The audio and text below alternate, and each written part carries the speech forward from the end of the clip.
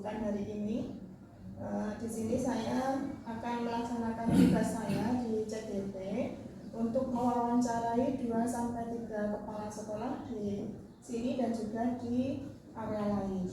Nah, untuk wawancara pagi ini itu dalam hal pengambilan keputusan berbasis nilai-nilai kebajikan sebagai pemimpin. Jadi nanti mohon saya akan mengajukan beberapa pertanyaan pada Bapak. Pertanyaan yang pertama, selama ini dalam menjalankan tugas, bagaimana Bapak dapat mengidentifikasi kasus-kasus yang merupakan dilema etika atau rujukan moral? Terima kasih untuk mengidentifikasi dalam pengambilan keputusan dilema etika. Selama ini kami senantiasa mengidentifikasi dari apa-apa yang menjadi sumber permasalahan. Jadi dari masalah itu kita identifikasi dulu akar masalahnya. Kalau sudah ketemu akar masalahnya, berarti tinggal lanjut ke yang selanjutnya, yaitu untuk mengambil keputusan sementara, untuk mengambil langkah sampai kepada putusan akhir. Pertanyaan yang kedua, selama ini bagaimana Bapak menjalankan pengambilan keputusan di sekolah ini, terutama untuk kasus-kasus di mana ada dua kepentingan yang sama-sama benar atau sama-sama keduanya mengandung nilai kebajikan? Ya. Terima kasih. Pertanyaan yang kedua, ini memang dilema kadang-kadang pasti akan terjadi di dalam sebuah kepemimpinan, di dalam mengambil keputusan sebuah permasalahan yang sama-sama benar, sama-sama baik, kemudian tapi harus mengambil salah satu yang terbaik. Maka yang pasti ya harus kita identifikasi dulu dari permasalahan-permasalahan tersebut. Pasti ada hal-hal yang mungkin ada yang di sisi lebih baik. Oleh karena itu dari masalah-masalah tersebut harus kita ketahui dulu sumber-sumber permasalahan tersebut, kemudian nanti pada akhirnya kemudian masalah itu diambil yang prioritas. Kita mengambil skala prioritas, tentunya juga bertimbang pada dampak yang negatif ataupun dampak positifnya. Kita ambil yang lebih banyak dampak positifnya. Berikutnya pertanyaan yang ketiga, langkah-langkah atau prosedur seperti apa yang biasa Bapak lakukan selama ini? Kalau prosedurnya saya dalam mengatasi sebuah permasalahan itu yang praktis seperti yang tadi disampaikan di atas. Yang pertama adalah mengidentifikasi masalah. Setelah terjadi identifikasi, kita akan tahu kira-kira ini masalah ini adalah bersumber dari mana. Kemudian akar masalahnya apa, yang paling berat masalahnya yang mana. Itu identifikasi itu sebanyak mungkin kami input sehingga kita tahu persis permasalahan ini itu apa sih penyebabnya, dampaknya dan seterusnya. Setelah itu baru kita dari identifikasi masalah itu, kemudian kita ngambil hipotesis, kesimpulan sementara. Kita nyimpulkan dari segi identitas yang sudah kita himpun, kira-kira ini yang paling menentukan munculnya masalah ini yang mana, itu kita ambil. Nah dari itulah kita langsung mengambil sikap untuk proses pemecahan masalah. Nah dari pemecahan masalah itu nanti kita tidak mungkin bisa sendiri, tapi pasti akan melibatkan orang dalam rangka untuk mencari data-data otentik. Setelah data-data otentik itu sudah jelas, sudah terhimpun, barulah titik akhir adalah kita mengambil sebuah keputusan. Seperti itu. Pertanyaan selanjutnya, hal-hal apa saja yang selama ini Bapak anggap itu efektif dalam pengambilan keputusan pada kasus-kasus yang termasuk dilema etika tadi? Yang paling efektif dalam pengambilan keputusan adalah kolaborasi. Sikap kolaboratif itulah yang paling efektif, karena tidak mungkin dalam sebuah organisasi akan berjalan sendiri, tetapi semuanya akan terlibat di dalam segala kegiatan, termasuk dalam permasalahan. Itu pasti akan melibatkan orang lain. Dari kolaboratif, komunikatif, kemudian mencari penyelesaian yang efektif. Jadi nek bisa bahasanya gitu ya, kena iwake ora futak banyune gitu kan. Jadi masalah selesai tapi tidak menjadi heboh di luaran seperti itu. Pertanyaan kelima, hal-hal apa saja yang selama ini merupakan tantangan dalam pengambilan keputusan pada kasus-kasus tadi? Ya, kalau tantangannya itu biasanya faktor X, gitu. Biasanya faktor X gitu. Kadang-kadang mau memutuskan A, tapi kadang-kadang A juga masih banyak kontribusi di sekolah ini misalkan. Atau mau mengambil keputusan yang berat, tapi nyatanya dia pun di satu sisi lain juga sangat dibutuhkan oleh kita. Sehingga itu kadang-kadang menjadi pertimbangan-pertimbangan khusus yang itu nanti akan menghasilkan istilahnya pertimbangan yang harus bisa adil. Jadi harapannya jangan sampai begitu diputuskan tapi muncul masalah yang baru gitu kan. Kalau bisa begitu diputuskan selesai, kemudian semuanya juga clear, tidak ada muncul masalah baru. Kalau nanti tidak dipertimbangkan hal itu, masalah politis lah bahasanya, itu biasanya udah selesai satu tapi muncul yang berikutnya, buntutnya ada. Nah ini pertimbangan-pertimbangan inilah yang harus kita senantiasa diperhitungkan, sehingga bahasanya kalau sudah tuntas ya tuntas, tidak ada buntut yang lain. Seperti itu. Pertanyaan yang keenam, apakah Bapak memiliki jadwal tertentu dalam sebuah penyelesaian kasus dilema etika? Terus apakah Bapak langsung menyelesaikannya di tempat atau memiliki jadwal untuk penyelesaiannya dan prosedur seperti apa yang dijalani? Ya, kaitannya dengan penyelesaian prosedur itu tergantung masalah menurut saya. Jadi kalau masalahnya memang bisa diselesaikan saat itu, kita selesaikan. Kalau kita memang belum bisa menyelesaikan itu karena butuh waktu untuk identifikasi dan koordinasi serta kolaborasi dengan pihak lain, maka itu yang harus ditunda, menunggu waktu yang tepat bagaimana permasalahan itu bisa diselesaikan. Kemudian tekniknya adalah selalu kita berkoordinasi dengan pihak lain yang memang terkait. Pertanyaan yang ketujuh, adakah seseorang atau mungkin faktor-faktor apa yang selama ini mempermudah dan membantu dalam pengambilan keputusan kasus-kasus dilema etika tadi? Senantiasa ada. Jadi dalam mengambil keputusan faktor eksternal itu senantiasa mengiringi lah, bahasanya seperti itu. Oke. Kalau kita nilai itu adalah faktor politik, itu pasti akan terjadi. Jadi kadang-kadang orang yang punya power di masyarakat misalkan itu juga menjadi pertimbangan penting. Kemudian orang yang punya kekuasaan itu juga nanti akan bisa membantu kita. Pada sisi lain kalau mereka membantu kita itu adalah sebuah aset.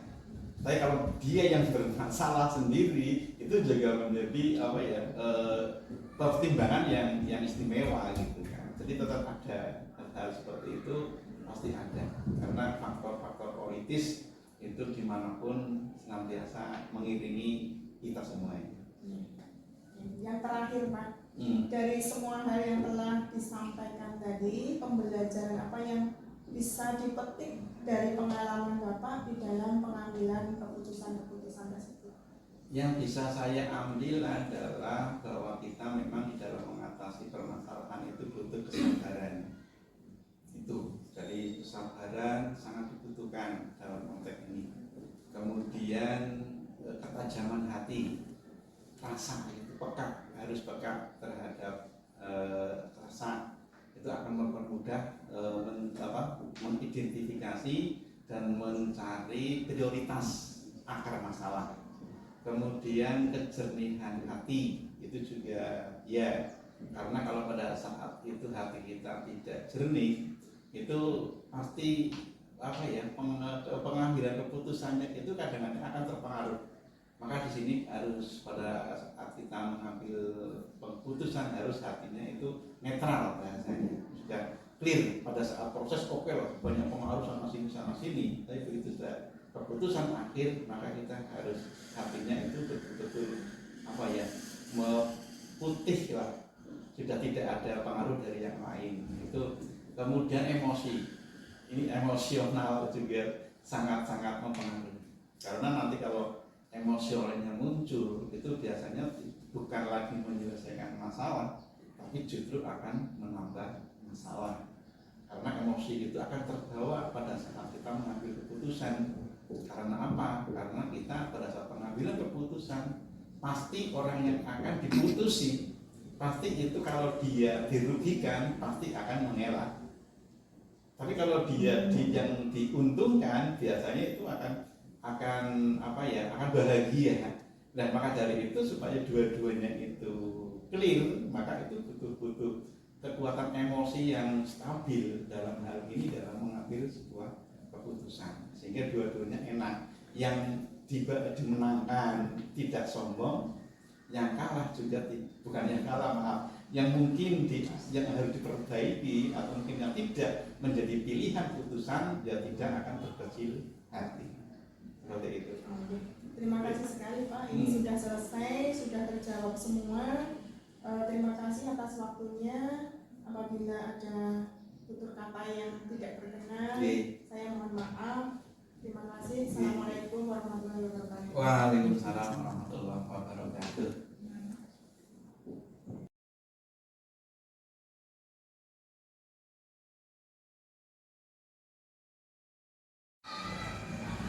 Assalamualaikum Pak. Waalaikumsalam warahmatullahi wabarakatuh. Monggo. Saya perkenalkan diri.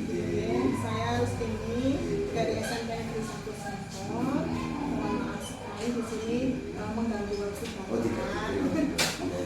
Mohon waktunya sebentar. Di sini saya mendapat tugas dari CBP calon pendengar untuk mewawancarai 2-3 kepala sekolah di lingkungan sekolah. Jadi hubungannya ini untuk mewawancarai tentang pengambilan keputusan berbasis nilai-nilai kebajikan sebagai pemimpin. Monggo. Kalau saya bisa nanti saya jawab, kalau tidak berarti cari referensi lain. Jadi Monggo, Pak, langsung ke pertanyaan. Pertanyaan pertama, selama ini bagaimana Bapak dalam mengidentifikasi kasus-kasus yang merupakan dilema etika atau rujukan moral? Terkait dengan dilema etika atau moral, kami cenderung menganalisa dulu dari kasus yang terjadi. Jadi kami melihat permasalahan yang ada pada siswa atau siswa dengan guru atau siswa dengan siswa, sehingga nanti akan saya ke dilema etika atau rujukan moral nanti setelah kami analisa dan saya identifikasi dulu kasusnya. Lanjut ke pertanyaan kedua ya. Selama ini bagaimana Bapak menjalankan pengambilan keputusan di sekolah ini, terutama untuk kasus-kasus di mana ada dua kepentingan yang sama-sama benar atau sama-sama keduanya itu mengandung nilai-nilai kebajikan? Ini satu pertanyaan yang baik sekali, tetapi jika memang ada dan kami temukan, maka yang pertama kami tetap mensikapi bahwa masuk ke kelompok etika moral atau rujukan, sehingga kami juga harus minta referensi dari pembina lain, contoh mungkin guru atau wali kelas, di mana mereka sudah lebih banyak mengenal kondisi kasus itu. Jika memang nanti dari referensi guru atau wali kelas belum, kami mencari aturan atau dasar sehingga kami mengambil sikap untuk memutuskan keputusan itu bisa bisa berdampak baik, tidak mengalahkan salah satu di antaranya. Oke. Lanjut ke pertanyaan ketiga. Iya. Langkah-langkah atau prosedur seperti apa yang biasanya dilakukan selama ini? Yang tadi, Pak. Jadi, yang paling tidak pertama setelah mengidentifikasi, kami minta pertimbangan atau referensi dari wali kelas atau dari guru atau mungkin juga dari siswa, karena terkait dengan orang tua kami minta ke pertimbangan wali siswa, di mana orang tua tertentu kadang memiliki referensi atau pendapat yang lebih bagus, sehingga urut dari mulai kasus, kemudian kami minta pertimbangan dari teman guru atau pembina atau wali kelas, atau juga mungkin wali murid jika memang itu nanti dilakukan, sehingga nanti keputusan itu benar-benar keputusan yang bisa diterima oleh semua. Pertanyaan yang keempat, hal-hal apa saja yang selama ini Bapak anggap efektif dalam pengambilan keputusan pada kasus-kasus yang masuk ke golongan dilema etika? Yang jelas dari kasus itu ya mesti ada keterbukaan, kan? Keterbukaan dari kejadian itu, baik itu siswa ataupun mungkin melibatkan juga guru atau wali kelas atau juga dengan wali murid. Kalau mereka terbuka, semuanya jadi nyaman. Tapi kalau mereka masih ada sesuatu yang ditutup-tutupi, kami mengambil kebijakan atau sikapnya jadi kurang sesuai dengan kasusnya, karena memang masih ada yang ditutupi. Kami berharap kalau menangani sebuah kasus, baik dilema etika ataupun etika moral, mesti harus ada keterbukaan dari semua pihak. Pertanyaan yang kelima, hal apa saja yang selama ini merupakan tantangan dalam pengambilan keputusan pada kasus-kasus dilema etika tadi? Tantangan yang utama jelas tadi ya, adanya masih yang sikap yang tertutup atau belum mau terbuka. Yang kedua, waktu. Kadang juga kami karena tidak hanya menangani satu kasus saja, pekerjaan yang administratif juga kami cukup banyak, sehingga kadang-kadang kendala waktu juga mempengaruhi keputusan atau kebijakan kami terkait dengan etika moral ini jadi tertunda 1 atau 2 hari. Padahal semestinya ketika kasus atau dilema etika itu muncul pada hari itu, sebaiknya dengan referensi wali kelas, referensi pendapat dari wali murid, kami sudah bisa mengambil sikap sehingga itu bisa diselesaikan. Yang kendala utamanya mereka tertutup atau tidak terbuka. Yang kedua adalah waktu, sehingga kami kadang-kadang mundur karena memang kesempatannya. Berikutnya yang keenam, Pak. Apakah Bapak memiliki jadwal tertentu dalam sebuah penyelesaian kasus dilema etika tadi? Apakah Bapak langsung menyelesaikan di tempat atau memiliki sebuah jadwal khusus penyelesaiannya? Baik bentuk atau prosedurnya seperti apa? Jika memang kasus itu spontan dari analisa dan identifikasinya sudah oke, artinya kami sudah memutuskan untuk bisa mengambil, bisa jadi tanpa harus menyusun jadwal. Hari itu kami temukan kasus dilema etika itu, ya langsung kami selesaikan.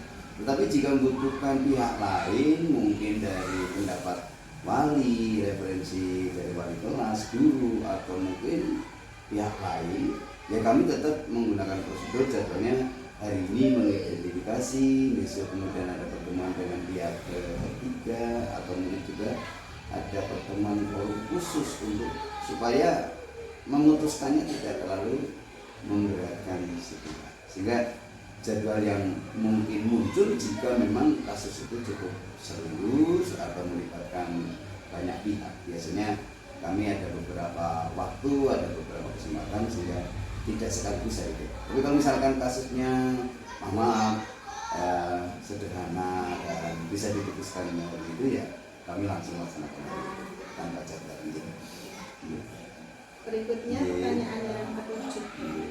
Adakah seseorang atau faktor-faktor apa yang selama ini mempermudah atau membantu Bapak dalam pengambilan keputusan tersebut? Terima kasih. Yang menjadi kemudahan bagi saya, teman kerja teman guru, wali kelas itu sangat memudahkan kami untuk melangkah supaya kasus dilema etika ini segera bisa teratasi. Yang kedua, kadang ada semacam teman sejawat yang di mana kasus itu muncul di kelas 6 misalnya. Teman di kelas 6 ada yang lebih tahu data-datanya, sehingga kami membutuhkan anak kelas 6 yang mungkin lebih dewasa, lebih tahu tentang permasalahannya, sehingga ada guru, ada siswa, bahkan mungkin kami juga harus melibatkan wali siswa supaya data itu lebih akurat. Jadi ada guru, ada siswa, ada orang tua yang bisa menjadi faktor kami mudah untuk mengambil sikap kebijakan. Ini pertanyaan terakhir, Mas. Jadi, Dari semua hal yang telah disampaikan tadi nih Pak, pembelajaran apa yang dapat dipetik dari pengalaman Bapak di dalam mengambil sebuah keputusan dilema etika? subhanallah, sangat-sangat berarti, sangat-sangat berharga bagi kami, bagi saya pribadi, ketika sudah 1-2 kali menangani kasus dilema etika, ketika kami menemukan hal yang sama di waktu berikutnya, kami sudah tidak mengalami kesulitan. Yang kedua, pengalaman berharga. Ternyata sehebat apapun seseorang ketika menemukan hal yang baru yang harus belajar. Tapi kalau pembelajaran penanganan kasus dilema etika ini sudah pernah, sehingga itu menjadi pengalaman berharga untuk penanganan, mensikapi hal yang memang harus dilandasi kesabaran, dilandasi keikhlasan, dilandasi pengertian, sehingga dilema yang muncul di sekolah kami, di keluarga kami dimudahkan olehnya, sehingga kami sangat-sangat berterima kasih dengan kasus-kasus seperti itu. Jadi kami tambah berterima seperti itu kira-kira. Terima kasih sekali Pak Sama-sama. waktunya. Saya mengganggu pekerjaan Bapak. Insya Allah tidak, mudah-mudahan bermanfaat karena memang bagi-bagi pengalaman lah ya, karena satu mungkin sudah, yang satu belum, atau bahkan saya juga belum, penjenengan sudah, bisa jadi karena memang saling memberi dan saling mengisi. Sama-sama, terima kasih. Sekali lagi terima kasih. Terima kasih. Mohon maaf kalau ada kesalahan. Insya Allah tidak ada. Assalamualaikum warahmatullahi wabarakatuh. Waalaikumsalam warahmatullahi wabarakatuh. Terima kasih.